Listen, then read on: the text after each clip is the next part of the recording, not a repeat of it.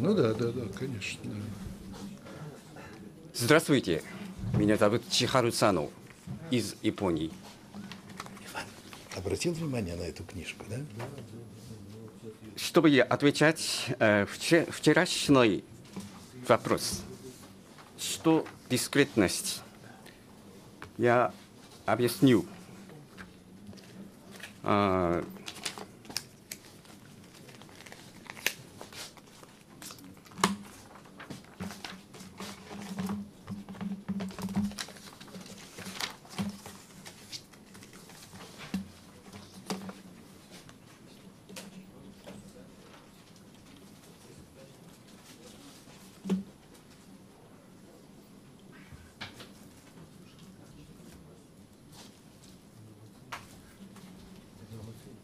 Что? Нет. Нет, извините. Это нет. Что? Ему аж у него аж 3 доклада, значит, ему почти 1,5 часа. Скажем, 1:15.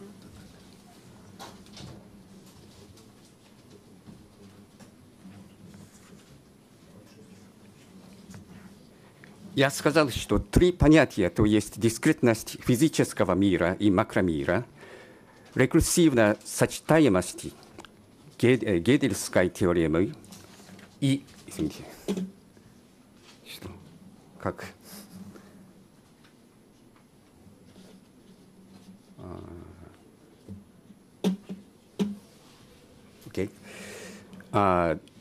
рекурсивная сочетаемость Гедельской теоремы и фрактальность Вселенной почти все равны. Что дискретность?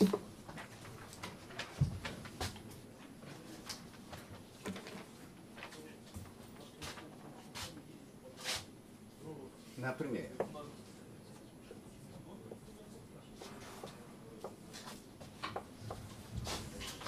эта часть повторяется. Равно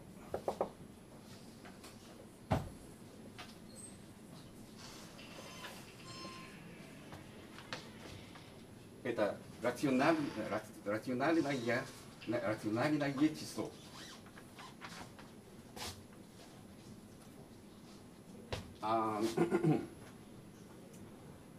Это тождественная часть повторяется. И это рекурсивно повторяется.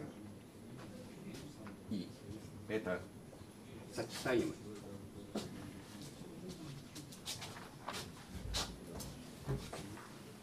И я вместо дифференцирования и интегрирования я употреблю дифференцию и сумму как дискретная математика.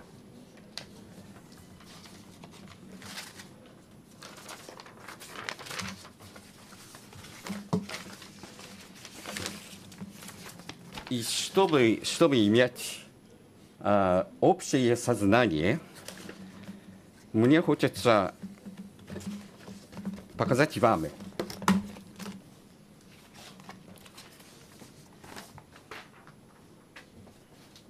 что хаотическая нелинейность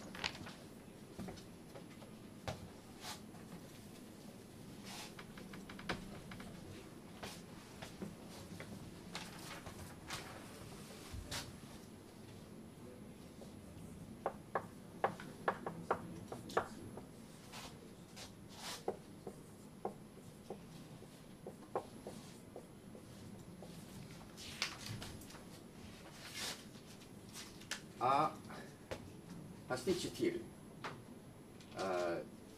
Немного меньше, чем 4. Например, и это ZI и ZI плюс 1 меньше, чем 1, не более чем 0.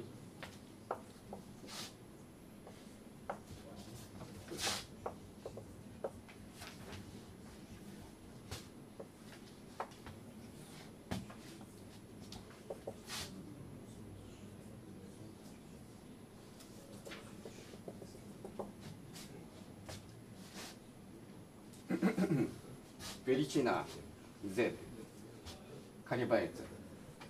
Оси. Очень сильная. Осцилляция. И теория невероятности. Нет, извините. Теория вероятности не может различить случайность хаотической нелинейности.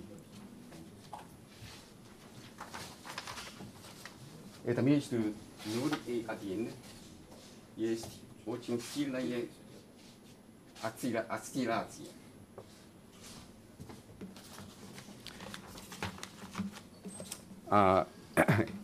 Я занимался русским языком самостоятельно в Японии или в Европе. И у меня нет большого словаря. Но это будет простее, что я объясню по-русски, чем я объясню по-английски. Я могу объяснить по-английски очень быстро, но, может быть, вы не понимаете. Поэтому я... Лучше медленно, но по-русски. Да.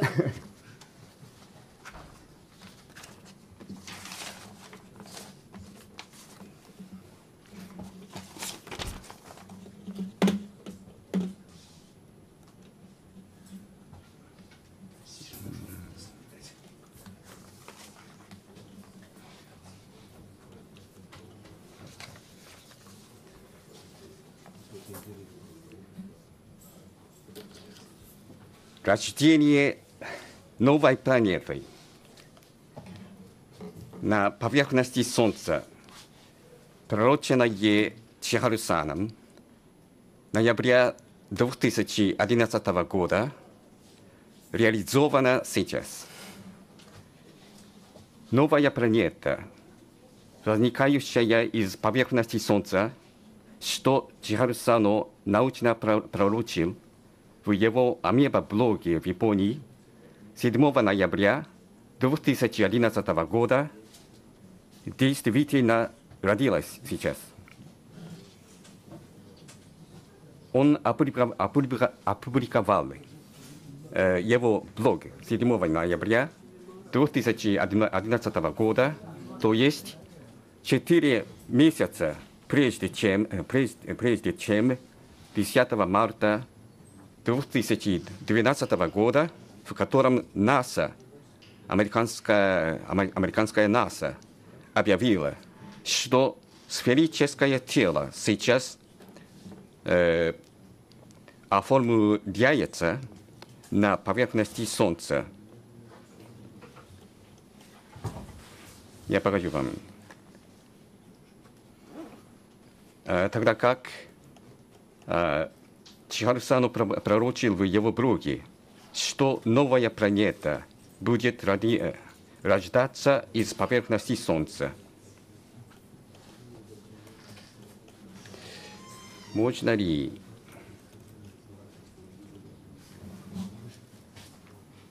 мне хочется показать вам YouTube, двигающую картинку. Как я могу? Я кликну. Что? Да-да, мне хочется... Они слышат нас. Как вызвать картинку? С YouTube, да? Мне хочется показать двигающуюся картинку НАСА. Но В интернет не входит, да? я смог показать это. этой области вчера, но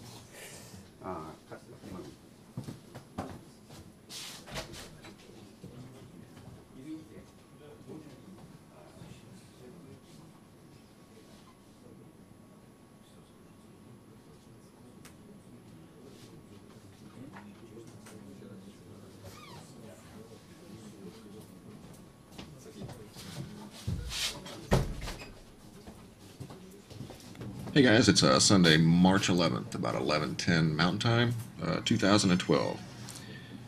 What I'm looking at is a J-Helio viewer using the SDO AIA 171 filter on the SDO spacecraft.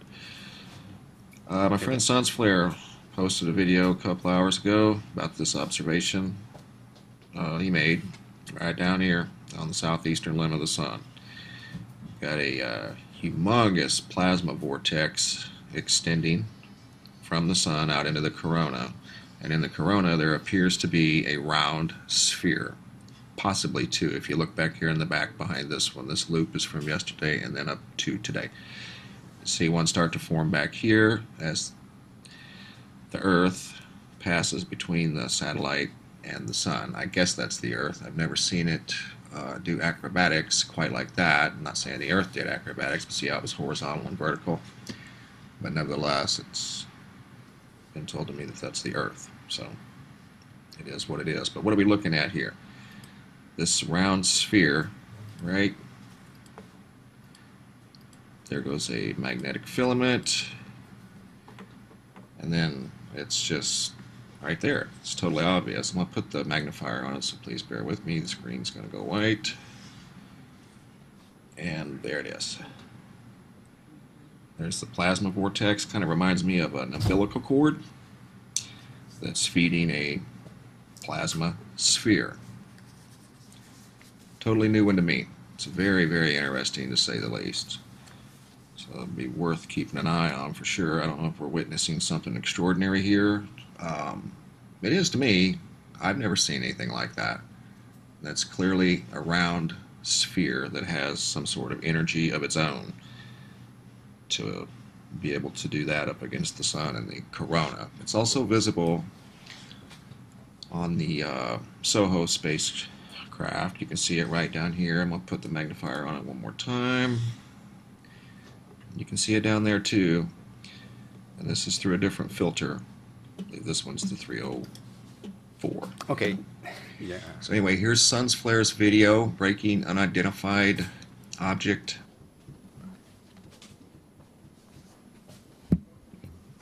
Понимая золотое сечение на расстоянии между Солнцем и планетой и сравнивая настоящий радиус Солнца и расстояние между центром Солнца и Меркурием, я рассудил, что другая планета должна была существовать на орбите внутри орбиты Меркурия. Так как расстояние между Солнцем и Меркурием есть приблизительно 52 умножено 10 в 9 степени метров, применяя еще раз золотое сечение или квадрат золотого сечения, Луна должна была сначала планета, которая родилась в расстоянии 65.82 умножено 10 в 8 степени метров от Солнца. Это другая планета, уклонившись от собственной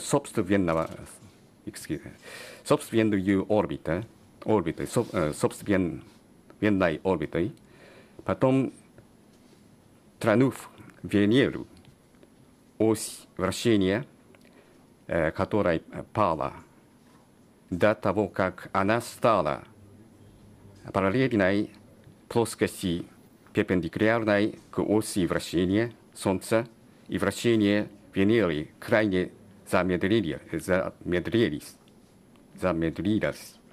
что вызвало слабость магнетизма Венеры и, наоборот, отмечало образ краба на поверхности этой планеты, наконец стала луной Земли, когда Земля хватила эту планету своей гравитацией. Учитывая, что настоящий радиус Солнца есть 6.960 умножено 10 в 8 степени метров, Чихару-Сано допустил в его блоге 7 ноября в Японии 2011 года, что Солнце скоро родит еще новую планету в расстоянии 11.05 умножено 10 в 8 степени метров от Солнца, потому что 6.960 разделенный числом, разделенным 11.05 равно квадрат золотое сечение.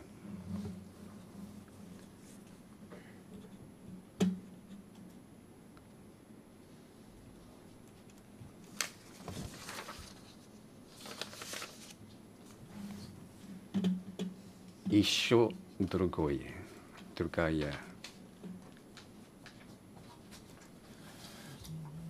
Извините.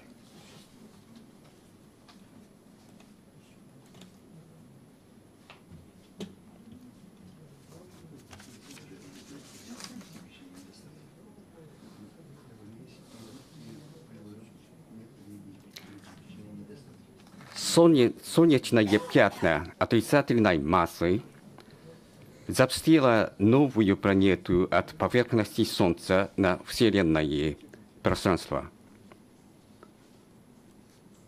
Маленькая сфера более и более положительной массы, которая была изготовлена на поверхности Солнца 10 марта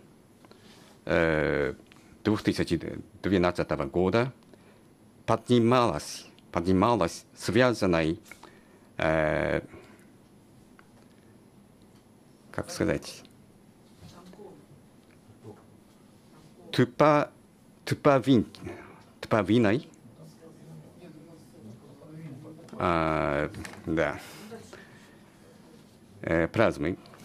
И потом 12 марта 2012 года, сильно извергая эфир назад к пятну Солнца, имеющую отрицательную массу, запустилась на вселенное пространство, вытекая струей эфира и оторвав моток, и стала новым солнечным планетом, как пророчил Сано 7 ноября 2011 года.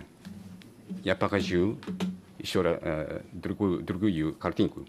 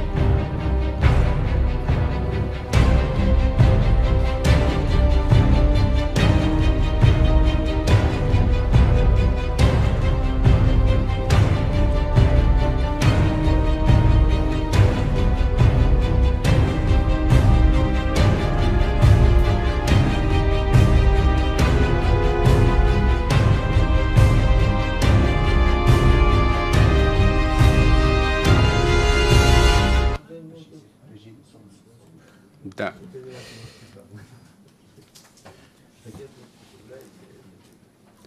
Эфир, превышающий скорость света, формирует отрицательную массу. Масса есть узел, формированный кольцом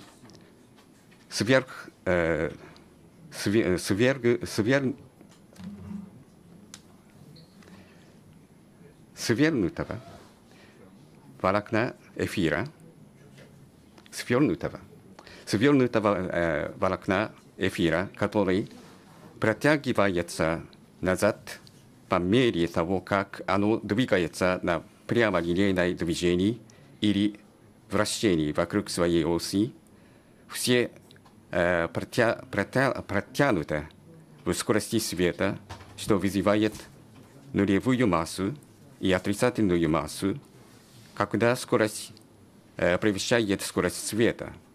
Эфир течет со стороны относительно положительной массы до стороны относительно отрицательной массы. В центре гравитации каждого планета гравитационное ускорение почти бесконечно огромно, то есть центр гравитации каждого планеты,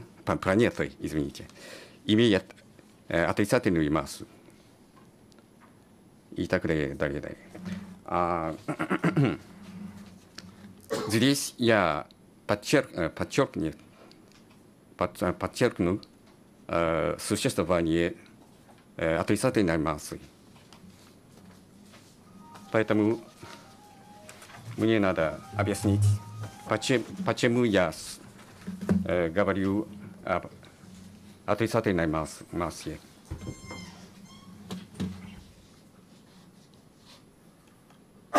Это на основе закона динамического взаимодействия Ньютона.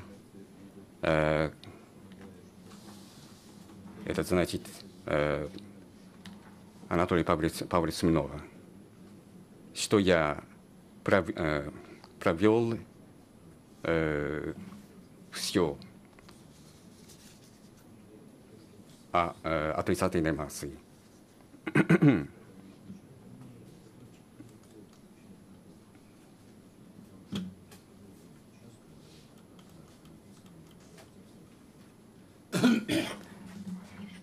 Сколько минут осталось? Сколько минут? Что? Сколько минут? Много времени. Много, Спокойно. окей. Антиэнтропийный мир, который отстаивает оба макро- и микромиры. Рекурсивная пересчитываемость в теории несовершенствования Гедера. Фрактальность нашего макро- и микромира и дискретность, то есть рациональность чисел, есть почти одинаковые понятия. Все рациональные числа есть без исключения периодическая дробь, доля которой фрактальна, то есть подобно повторяется, уменьшаясь постепенно. Недавнее рождение новой планеты на поверхности Солнца обнаружило подробности о антиэнтропийном процессе. Эфирный ток, который формирует Солнце, то есть центральную звезду, при фрактальном разделении имеет большую скорость, формирующая отрицательную массу, тогда как текучее тело планеты, которая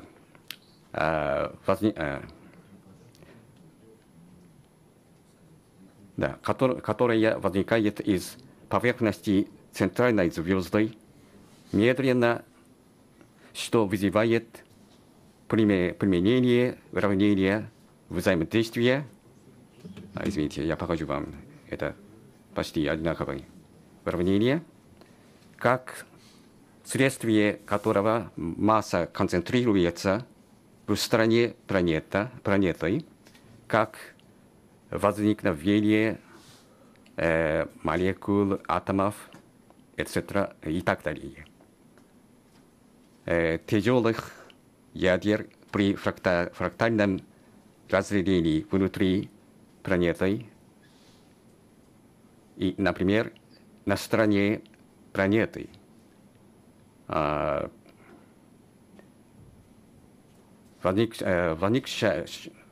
возникаются минеральные элементы, тогда как на стороне Солнца навсегда возникаются только водород и гелий только на поверхности. Теория относительности Эйнштейна сказала ничего о энтропии. Но так как теория относительности Эйнштейна, игнорируя дискретность, использует дифференцирование, интегрирование на основе непрерывных реальных чисел без рекурсивно пересчитываемой структуры, случайность, то есть монотонное увеличение энтропии в реальности, скрытое в непрерывных числах, на основе которых теории дифференцирования и интегрирования состоятся, разрешила Фридман ввести крайне случайно энтропийную теорию Большого взрыва. Даже Брановское движение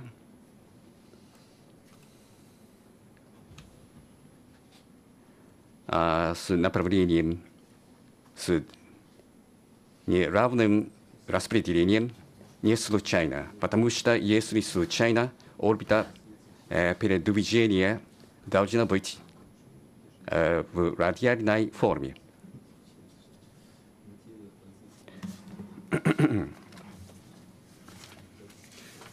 Я старался объяснить вторую двигающую картину.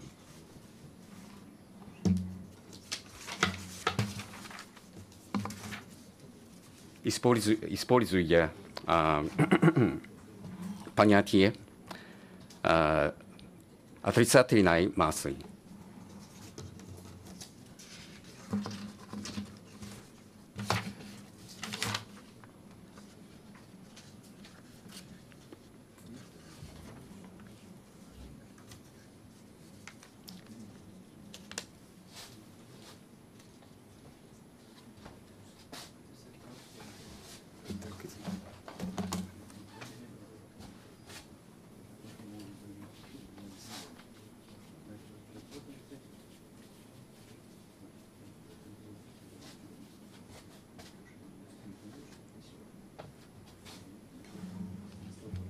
Энергия есть понятие, имеющее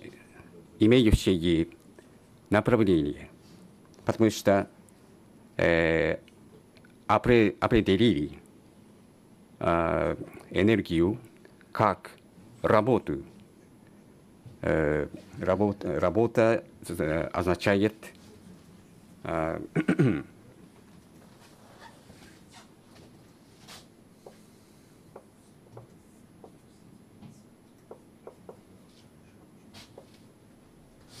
тянет тело. И это тело ходит на направлении этой силой. И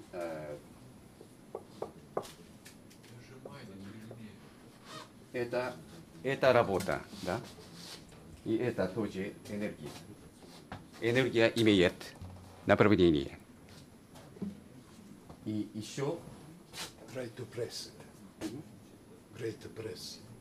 Нажимай, когда пишешь. Нажимайте, пожалуйста, сильнее фломастером. Спасибо. Это сила, да? Это тело. Okay? И в направлении этой силы тянет тело. Это работа. Это энергия. Энергия имеет направление. Кроме того,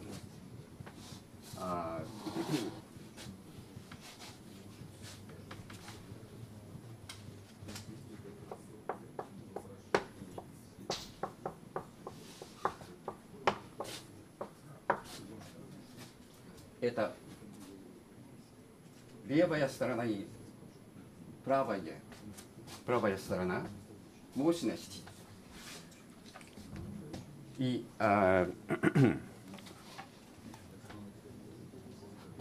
эта сторона и эта сторона в зеркальных координатах. Правильно? И вчера я говорил о ленте Мёбиуса.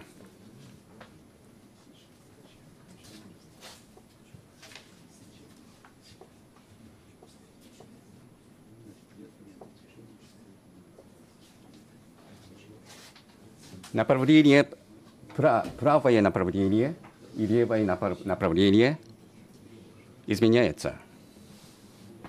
И направление внизу, и направление, направление внизу, когда вернется,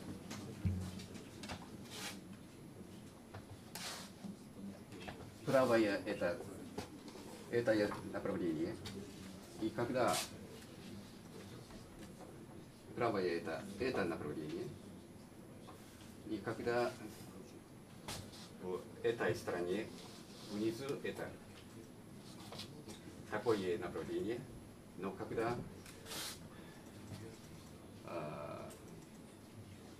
это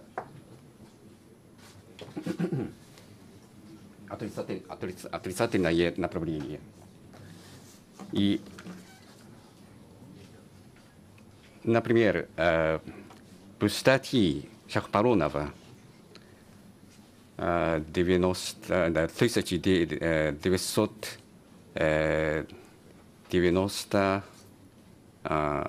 я забыл, в втором году он написал о отрицательной энергии.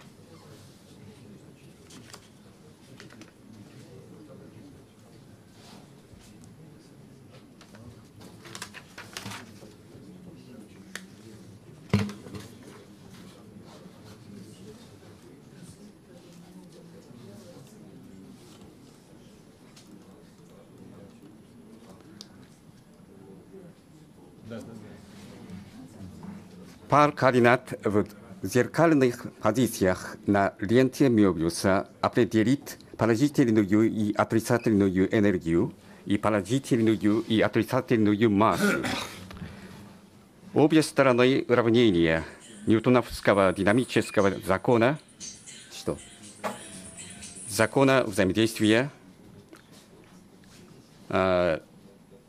изложит пар координаты элементарных зеркальных позициях. В нашем физическом модели существует эфирное волокно и эфирная нитка, фабрикованная, закручивая эфирное волокно. Из положительной и отрицательной массы в зеркальных координатах рожден магнитный монополий.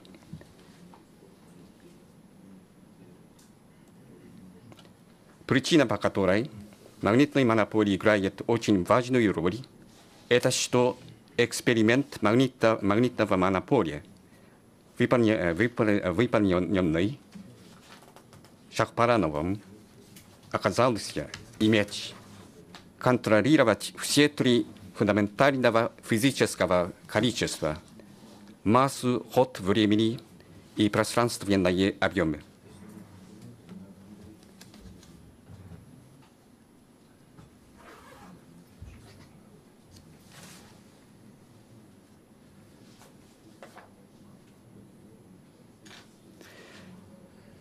Ортодоксальная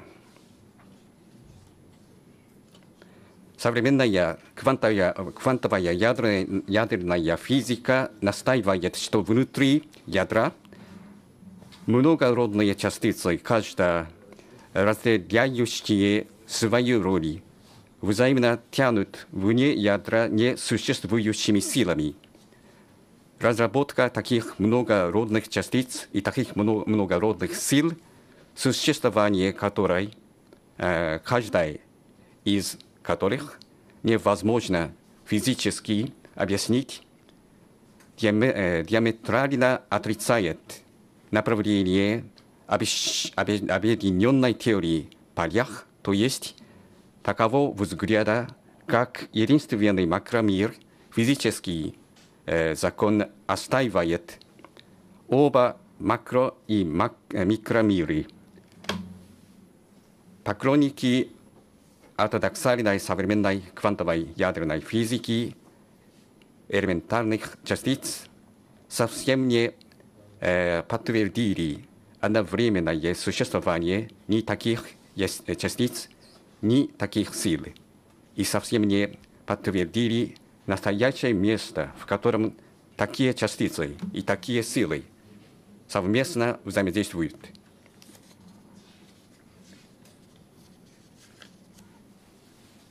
Как вы видели в картинке, что-то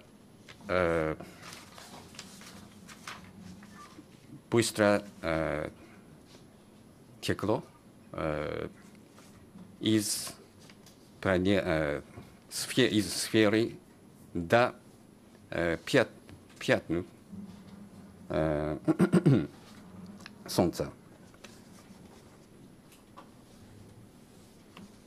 И я стараюсь объяснить, что это. Это течение эфира. И сопротивление текущего эфира против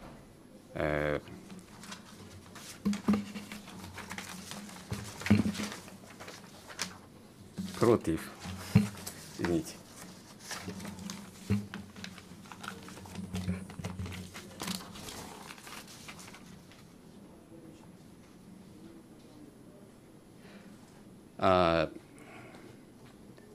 Против покойного эфира вызывает сила.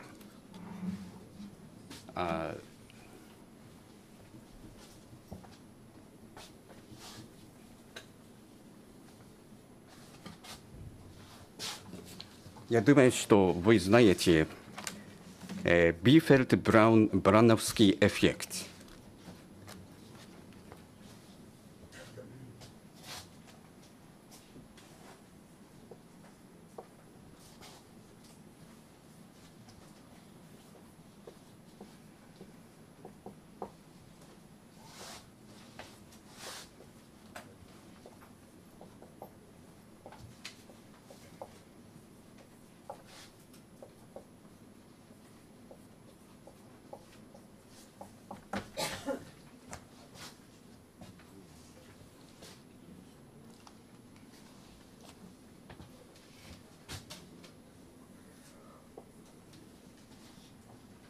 есть весы.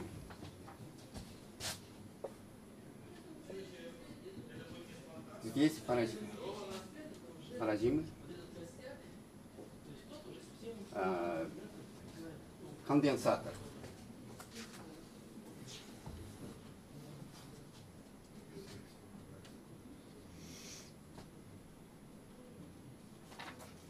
Здесь гирь, я поражу, да? Равнодействие.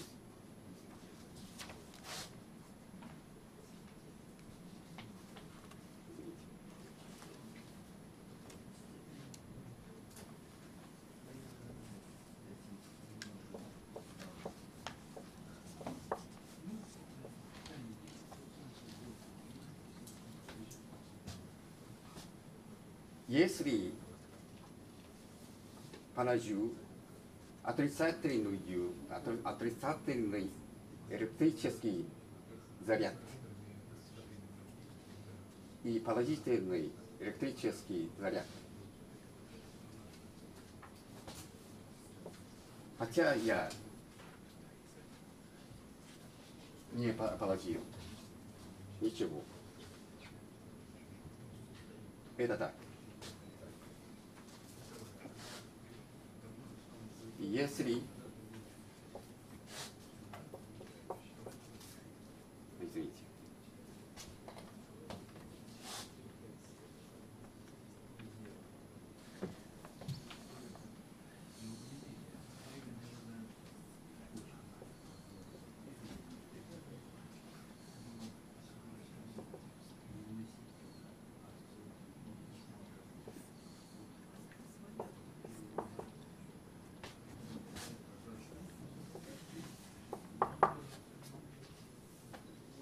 такая сила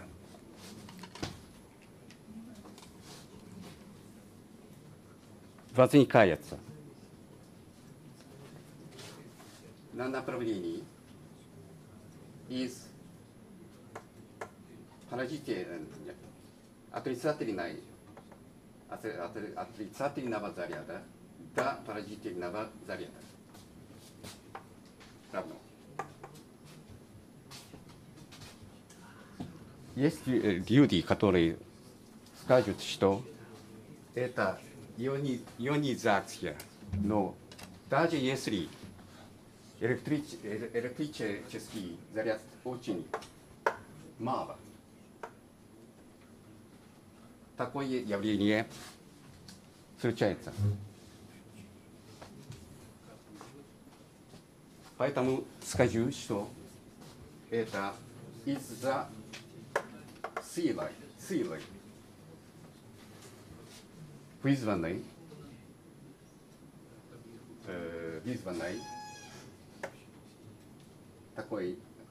такими электрическими зарядами. И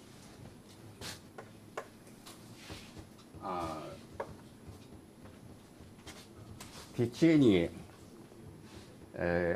положительной течение эфира положительной массы течет из плюс до минус.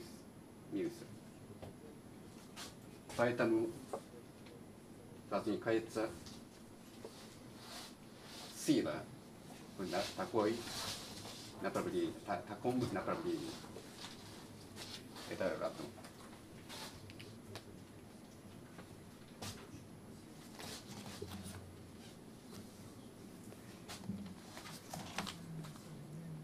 И мне хочется тоже подчеркнуть, что магнетизм активен, тогда как электричество пассивно.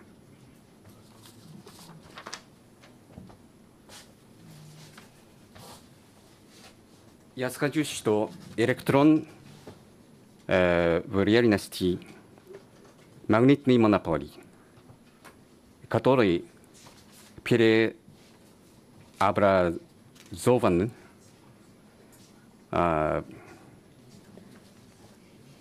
монополярной индукцией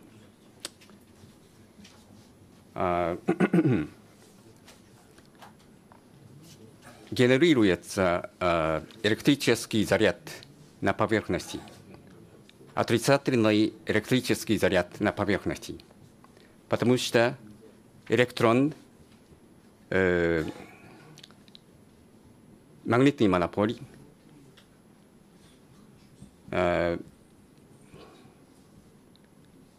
северной полюса и позитрон магнитный монополь южной полюса. И благодаря униполярной индукции электрический заряд возникает на поверхности.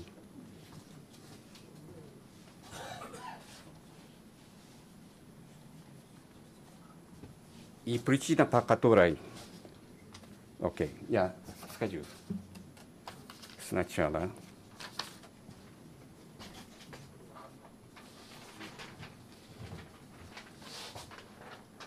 Я говорил о уравнении Максвелла.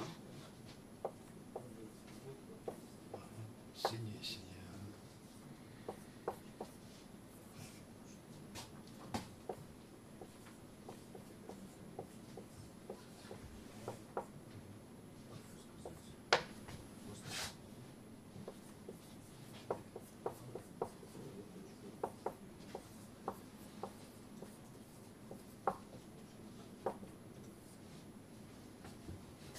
Но мне кажется, что этот член не существует в реальности. Привели этот член, только чтобы объяснить электромагнитную волну.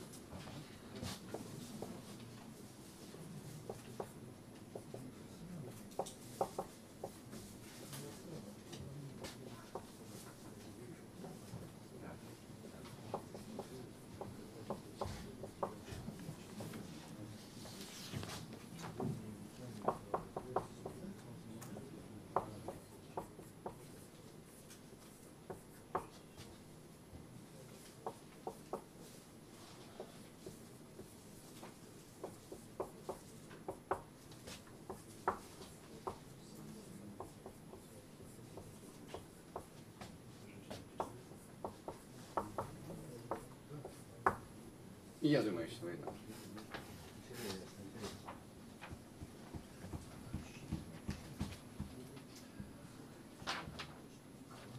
И причина, по которой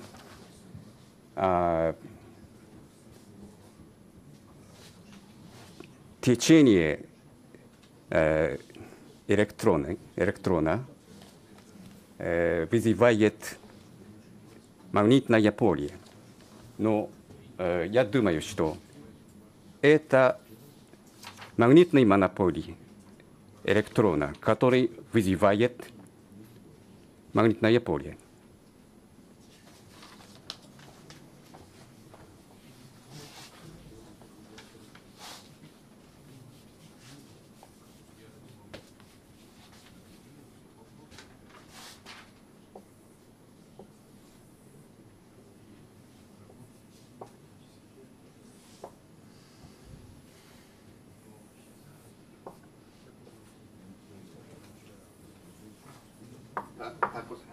Такое магнитное поле вызвано течением электрона. Но течение электрона. Электрон есть магнитный монополь. Я скажу. Это магнетизм электрона, который вызывает магнитное поле.